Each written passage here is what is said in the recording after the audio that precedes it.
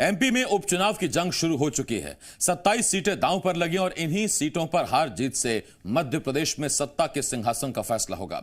एक तरफ बीजेपी के लिए चुनौती है उपचुनाव में जीत दर्ज कर सत्ता पर काबिज बने रहने की, तो कांग्रेस के सामने चुनौती इन 27 सीटों पर बीजेपी को पटकनी देकर वापस सरकार में लौटने की।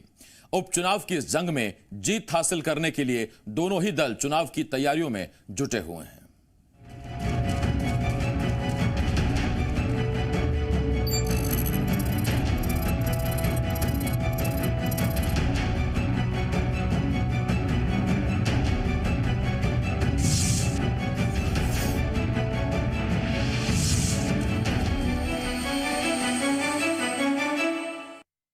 बुलेटिन में सबसे पहले बात ज्योतिरादित्य सिंधिया के नागपुर दौरे की। उपचुनाव की तैयारियों में जुटे सिंधिया आरएसएस हेडक्वार्टर नागपुर पहुंचे। सिंधिया ने नागपुर में आरएसएस के संस्थापक डॉक्टर हेडगेवार के निवास का दौरा किया। सिंधिया नागपुर में आरएसएस से जुड़े अलग अलग स्थानों का दौरा भी कर रहे हैं। बीजेपी में शामिल होने के बाद सिंधिया का यह पहला नागपुर दौरा है।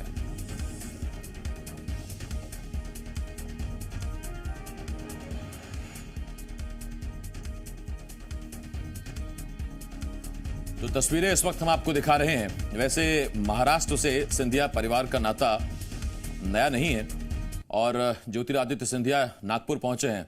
आरएसएस के से जुड़े हुए अलग अलग जगहों को देखने पहुंचे हैं और आरएसएस के बड़े पदाधिकारियों से मुलाकात भी करेंगे और आरएसएस के संस्थापक डॉक्टर हेडगेवार के निवास का भी दौरा सिंधिया ने किया। इस वक्त अमर काणे जी मीडिया संवाददाता नागपुर से इस बड़ी खबर पर हमारे साथ जुड़ रहे हैं। ज्योतिरादित्य सिंधिया नागपुर पहुंचे हैं अमर, और कुछ वक्त पहले तक इसी नागपुर पर आरएसएस के हेडक्वार्टर पर सिंधिया निशाना साधते नहीं थकते थे, लेकिन अब जब बीजेपी में शामिल हो गए तो जो मूल है, जड़ है, उससे जरा परिचित होना चाहते हैं शायद। एकदम बराबर है। उन्होंने बात भी की जी मीडिया से। उन्होंने बोला कि ये हमारा एक प्रेरणा स्थान है। ऐसी बात भी उन्होंने जी मीडिया के साथ बात करते हुए बताया। 2 बजे के आसपास वो नागपुर में आरएसएस के आद्य संस्थापक थे जो बळीराम हेडगेवार, उनके निवास स्थान पे पहुंचे। उन्होंने पूरी जानकारी ली। जहां प्रणब मुखर्जी गए थे उसी निवास स्थान पे गए थे और पूरी जानकारी ली निवास स्थान की। संघ की पहली जो बैठक हुई थी वो इसी निवास स्थान पे हुई थी। जो पहले जो 16 सदस्य थे इसी घर में बैठे निवास स्थान में हेडगेवार जी के बैठ के ही उन्होंने पूरी चर्चाएं की थी। और उसके बाद वो रेशीमबाग में पहुंचे। रेशीमबाग में स्मृति मंदिर परिसर है जहाँ हेडगेवार की स्मृति स्थल और गोवरकर गुरु जी की स्मृति स्थल है। वहां पे वो 20 से 25 मिनट बैठे थे। वहां भी संघ के कुछ पदाधिकारियों के साथ उनकी चर्चा हुई और उसके बाद वो यहाँ से रवाना हुए। जी अमर, अब आगे का क्या कार्यक्रम है? किन किन पदाधिकारियों से मुलाकात हो सकती है और कौन कौन सी जगह जा सकते हैं ज्योतिरादित्य सिंधिया? नागपुर में आने के बाद 2 जगह हमेशा कोई भी भाजपा का नेता आता है वो हमेशा ही जाता है। एक तो रेशीमबाग स्मृति मंदिर परिसर और संघ मुख्यालय में। लेकिन अभी हमें जो जानकारी मिली है वो रेशीमबाग में ही गए और वहां से ही वो वापिस जाने वाले। वहां कुछ पदाधिकारियों के साथ उनकी चर्चा भी हुई और थोड़ी बहुत आरएसएस के बारे में उन्होंने जानकारी ली। उनसे ये भी जानना था कि आपके मराठी में ग्रैंड मदर भी यहाँ से है तो उसके बारे में जानना पड़ा। तो उन्होंने बात नहीं की, लेकिन उन्होंने कांग्रेस के बारे में भी ये बोला कि ये कांग्रेस का अंदरूनी मामला है। अभी इतनी जानकारी मिली हुई है कि वो आरएसएस स्मृति मंदिर परिसर से निकल चुके हैं। शायद वो एयरपोर्ट की तरफ गए हैं। बहुत शुक्रिया अमर, इस तमाम जानकारी के लिए। अमर काणे जी मीडिया संवाददाता इस वक्त नागपुर से इस बड़ी खबर पर हमारे साथ जुड़े हुए थे। ग्वालियर में 3 दिनों तक चले बीजेपी के सदस्यता अभियान, या यूं कहें कि मेगा शो के बाद कांग्रेस ने फूलबाग मैदान पर गंगा जल छिड़ककर शुद्धिकरण किया और ईश्वर से बीजेपी को सद्बुद्धि देने की कामना की। इस दौरान कांग्रेसियों ने बीजेपी के खिलाफ जमकर नारेबाजी की। कांग्रेस ने आरोप लगाते हुए कहा कि कोरोना काल में जब कांग्रेस को किसी भी तरह के आयोजन की अनुमति नहीं है तो बीजेपी को इतने बड़े आयोजन की अनुमति कैसे दी गई। कांग्रेस ने कहा कि बीजेपी ने कोरोना महामारी फैलाने का काम किया है, जिससे बीजेपी की सोच का पता चलता है। आपको बता दें कि ग्वालियर चंबल संभाग के जिलों के लिए बीजेपी ने सदस्यता अभियान चलाया, जिसमें 70,000 से ज्यादा कांग्रेसियों के बीजेपी में शामिल होने का दावा किया। यह आयोजन फूलबाग मैदान और फिजिकल कॉलेज में आयोजित किए गए थे।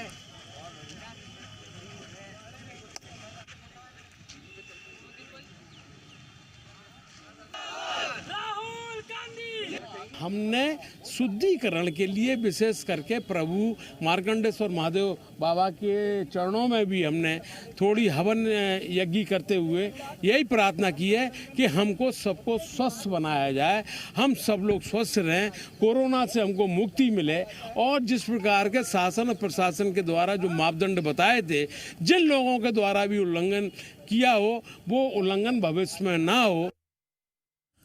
मध्य प्रदेश में उपचुनाव की तैयारियों को लेकर बीजेपी ने ग्वालियर में सदस्यता अभियान चलाया, जिसमें कांग्रेस के 76,361 कार्यकर्ताओं के बीजेपी में शामिल होने का दावा किया गया। अब बीजेपी के इस दावे पर सियासत शुरू हो गई है। वीडी शर्मा ने ट्वीट किया कि ग्वालियर चंबल संभाग के चारों लोकसभा क्षेत्रों से कांग्रेस के 76,361 कार्यकर्ताओं का बीजेपी परिवार में स्वागत है। तो वहीं एमपी कांग्रेस ने ट्वीट कर सिंधिया पर हमला बोला। कांग्रेस की ओर से ट्वीट किया गया कि सिंधिया ने जिन्हें सदस्यता दिलाने का विज्ञापन छपवाया वो सिंधिया के खिलाफ प्रदर्शन करते रहे। इस मामले में वरिष्ठ कांग्रेसी नेता पीसी शर्मा ने बीजेपी के दावों को बेबुनियाद बताते हुए लिस्ट जारी करने की मांग की। उन्होंने कहा कि बीजेपी में वही लोग शामिल हुए जो पहले से बीजेपी में थे। तो वहीं भूपेंद्र सिंह ने कांग्रेस नेताओं के बयान पर पलटवार किया। उन्होंने कहा कि 25 विधायक बीजेपी में आए तो उनके समर्थक भी आएंगे। 25 विधायकों के 1 लाख से ज्यादा समर्थक होंगे। भूपेंद्र सिंह के मुताबिक जिन्होंने सदस्यता ली है वो बीजेपी के रिकॉर्ड में है और इसके आधार पर ही प्रदेश अध्यक्ष वीडी शर्मा ने दावा किया है।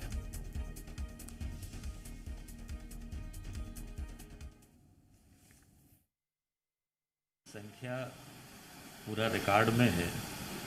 और आप ये बताओ, कांग्रेस के 25 एमएलए भारतीय जनता पार्टी में आए हैं, तो अगर एक एमएलए के 2000 सपोर्टर भी होंगे तो भी वो संख्या 50-60 हज़ार वैसी पहुंचती है। संख्या अगर अपन जोड़ेंगे तो 25 के हिसाब से 5 जोड़ेंगे तो वो 1 लाख से ऊपर ही पहुंचती है, संख्या 1.25 लाख पहुंचती है।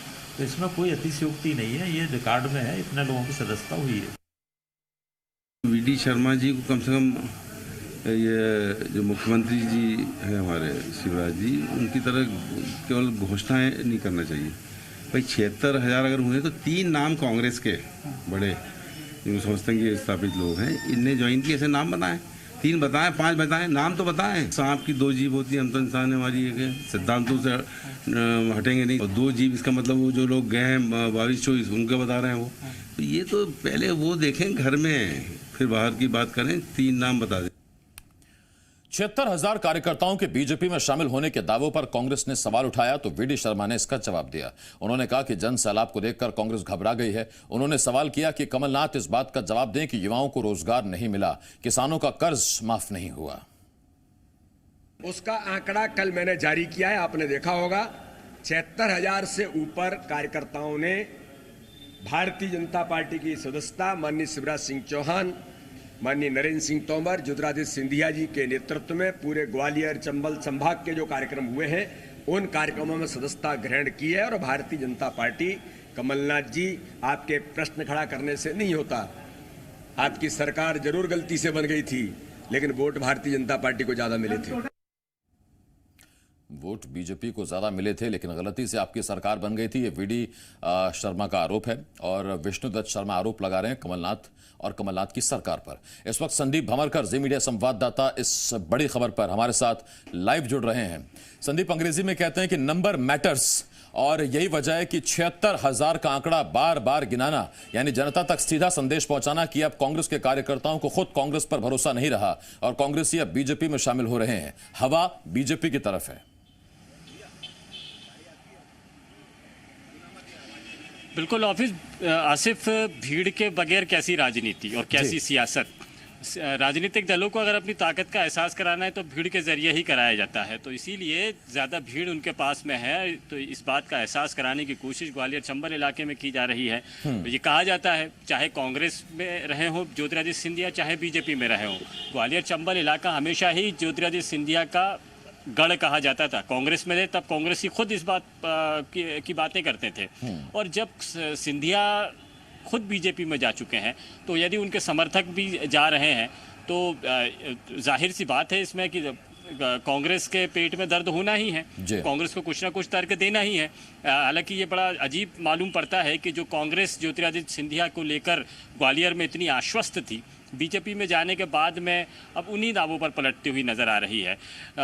असर है, दबदबा है, और यही वजह है कि ज्योतिरादित्य सिंधिया जिन नामों को लेकर जिद कर बैठते थे उस इलाके के लिए, किसी को विधायक का टिकट देना है या पार्षद का देना है या किसी और का टिकट देना है, तो ऐसे में कांग्रेस के लीडर्स ही उस ज्योतिरादित्य सिंधिया पर भरोसा जताते थे। तो यानी बड़ी टीम सिंधिया के साथ में है, लेकिन ये अभी देखना है आने वाले वक्त में कि कितने लोग सिंधिया के साथ में थे, क्योंकि ये बात एक और जानने योग्य है कि कांग्रेस के किसी भी कार्यकर्ता को यदि प्रोफेशनली आगे बढ़ना है तो वो सिंधिया के अलावा किसी और नेता का हाथ थामेगा तो वो आगे बढ़ नहीं सकता।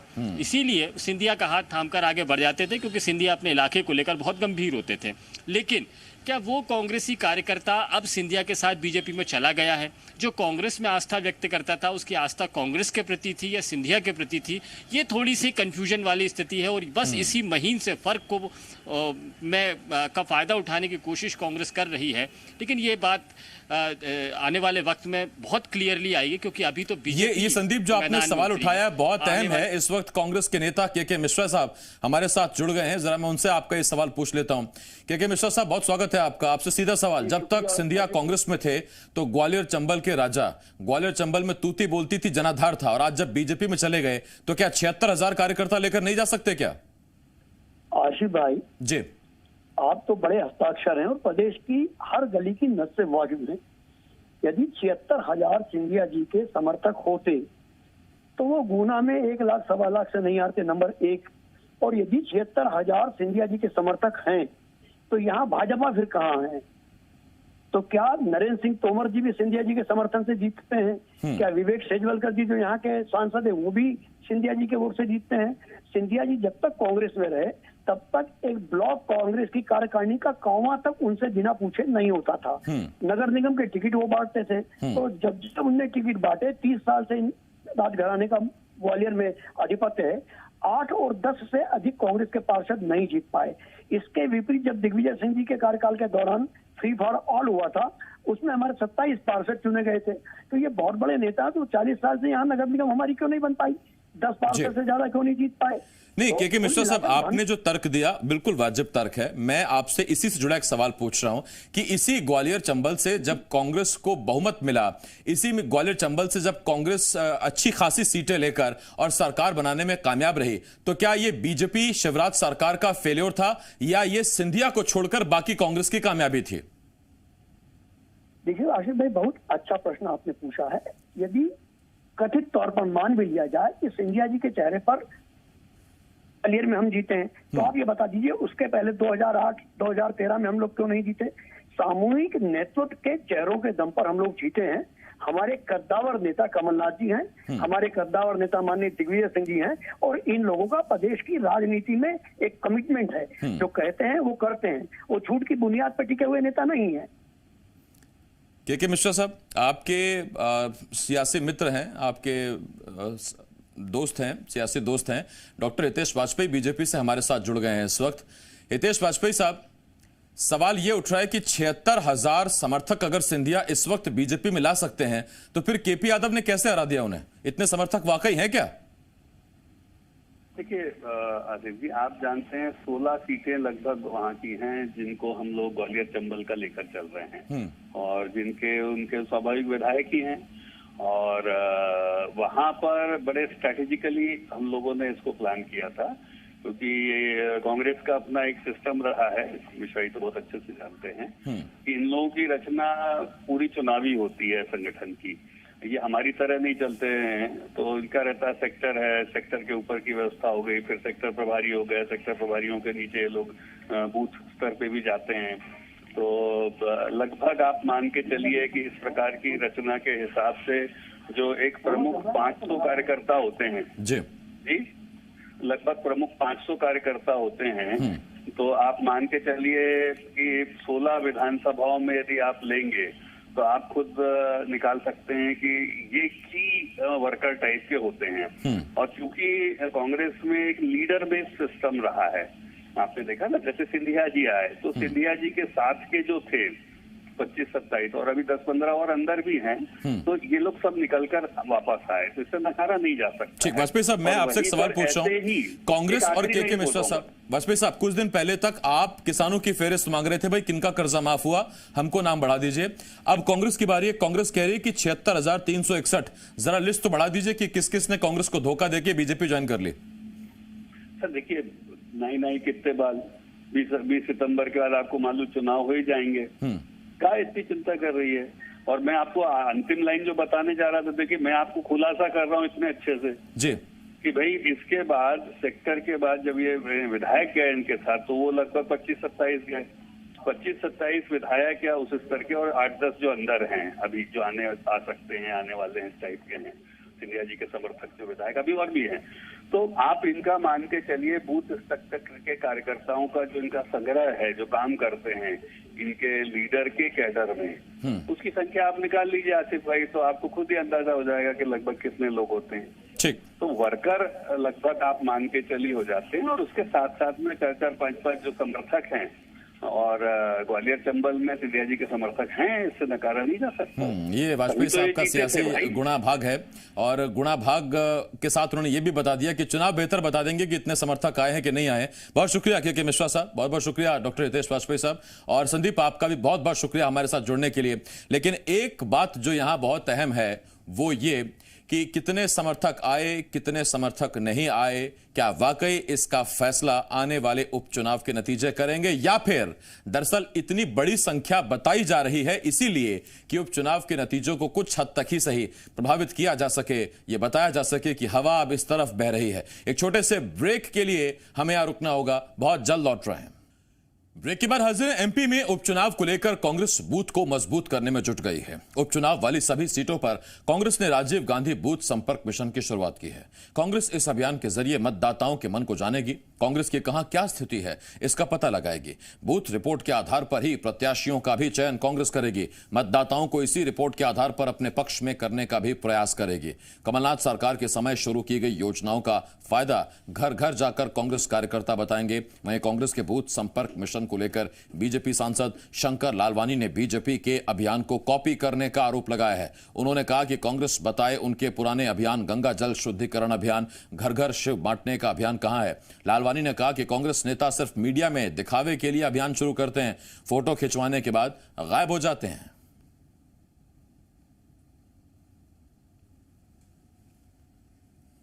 राजीव गांधी जयंती के अवसर पर राजीव गांधी बूथ संपर्क मिशन की शुरुआत की गई है। बूथ के ऊपर ही सब डिपेंड करता है। इस बार जो प्रत्याशी रहता है वो तो चुनाव लड़ेगा, परंतु उसका चुनाव लड़वाने का काम बूथ का कार्यकर्ता करेगा। माननीय कमलनाथ जी के द्वारा इस बार बूथ लेवल की जो तैयारी की गई है वो सबसे महत्वपूर्ण है। बूथ के कार्यकर्ताओं को बनाया जा रहा है, उनको प्रशिक्षित किया जा रहा है और उनको बताया जा रहा है कि किस तरह से उनको जमीन स्तर पर काम करना है। कांग्रेस तो इस प्रकार के थोथे अभियान चलाती रहती है। पेम्पलेट छपाते हैं, अपने नेताओं खुद के फोटो छपाते हैं और सिर्फ प्रचार प्रसार थोड़े दिन करते हैं। तो ये तो ऐसे है कि जो हमारी नकल करते रहते हैं, नकल में भी अकल लगती है, तो अकल तो है ही नहीं उनमें, नकल की करते रहते हैं। तो मेरा ऐसा मानना है कि ग्राउंड लेवल पे कहीं भी कांग्रेस दिख नहीं रही है। जनता भारतीय जनता पार्टी के साथ है और आने वाले समय में हम सभी सीटें जीतेंगे। शंकर लालवानी को इस वक्त आप सुन रहे थे, इंदौर से बीजेपी के सांसद कह रहे हैं बूथ स्तर पर कांग्रेस पहुंचेगी। ये जो दावा किया जा रहा है, जमीन पर कांग्रेस कहीं नजर नहीं आ रही है।